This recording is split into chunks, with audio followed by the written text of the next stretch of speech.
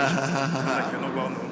No. Name and designation, sir. I am Kenneth Okonkwo, the spokesperson for Labour Party Obidati Presidential Campaign Council, and one of the lawyers representing His Excellency Peter Obi and Labour Party in courts for this petition. All right, sir. No processes have been adopted. Your whole take about your proceedings today. Oh, well, in issues like this, you go on incrementally. There were motions that were moved, but particularly the application that we are seeking for the live streaming of this petition was the one that stood out. And let me say that the issue of public hearing of our courts is a constitutional issue. Section 36, subsection 3 guarantees that courts should sit in public.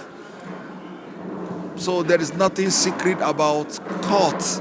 If you go to Kenya, you will see that Kenya's the live stream. You go to United States, even when a president of the United States, the former president, was indicted, the whole world saw it. What are we hiding? The one that is disturbing is that INEC, as an umpire that has a great opportunity to clear its name from its battered image, is opposing the public hearing of this petition, opposing that Nigerians should know why they declared a winner in the dead of the night. They are opposing these things as if there is something to hide. Why would an umpire oppose Nigerians hearing something publicly? So it's very disturbing. So the court has adjourned for ruling on that issue till Monday. There's a fresh development, I don't know if you're aware, Yes. in Kano State regarding the governor-elect in Abia State. Oh, well, Do you have any reaction? we were in court when we heard it. What do you expect? The reason people are developing cold feet to the justice delivery in our country is for such orders and rulings. But we have come this far, and there will be no retreat, there will be no surrender. You also saw how a court was disgraced in court today, who came in purporting to represent somebody in a petition that has already commenced.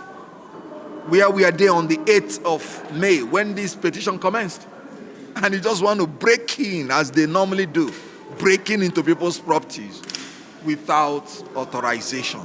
The only thing that is regrettable is that at times they do it with some collusion with some members that ought to be delivering justice, not delivering judgment. Whether the case, we heard it that it's in Kano.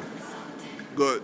By the time it comes to Abuja, maybe where jurisdiction is, I think the people that have the jurisdiction will deliver better justice to that. But just know that it is ephemeral, temporal, and will soon pass away, like the people that came to court today passed away disgracefully. As a matter of fact, the learned judges of the Court of Appeal told one unknown lawyer, you should have known better as a son that you shouldn't do this. So our legal system should have known better that they should not be removing people that come to power by the will of the Nigerian people through the courts. It's the Nigerian people that determine who will govern them, not the courts. So it's unfortunate we've come to this level in this country. Thank you. Thank you.